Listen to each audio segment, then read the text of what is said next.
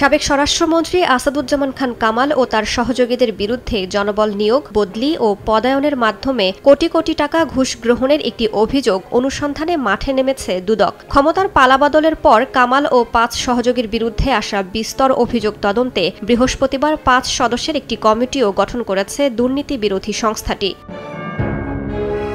দুদকে দায়ের করা অভিযোগে আসাদুজ্জামান খান কামাল ও তার ৫ সহযোগীর বিরুদ্ধে সিন্ডিকেট করে বস্তায় বস্তায় ঘুষ বাণিজ্যের অভিযোগ আনা হয়েছে। গত ৫ আগস্ট হাসিনা সরকারের পতনের পর থেকে আসাদুজ্জামান খান কামাল সহ সদ্য সাবেক অন্যান্য মন্ত্রীরা রয়েছেন লোকচক্ষুর আড়ালে। এর মধ্যে ২-১ জন গ্রেফতার হয়েছেন, যাদের কোটা সংস্কার আন্দোলনের মধ্যে হত্যাকাণ্ডের অভিযোগে করা মামলায় গ্রেফতার দেখিয়ে রিমান্ডে পাঠানো হয়েছে।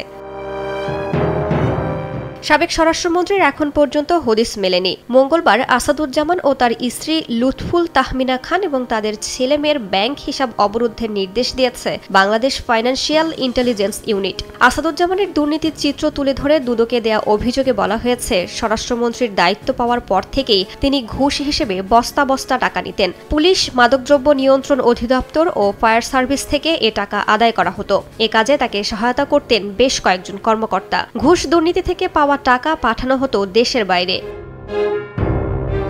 দুদকের হাতে আসা অভিযোগে বলা হচ্ছে, জেলায় পুলিশ সুপার নিয়োগে সর্বনিম্ন ৮০ লাখ থেকে ২ কোটি টাকা পর্যন্ত নেওয়া হতো। এই সিন্ডিকেটের হাত ছাড়া পুলিশের কেউ কোনো জেলায় বা গুরুত্বপূর্ণ পদ পেতেন না। জেলা পুলিশ সুপার হিসেবে পদায়নের ক্ষেত্রে ১ থেকে ৩ কোটি টাকা নেওয়া হতো।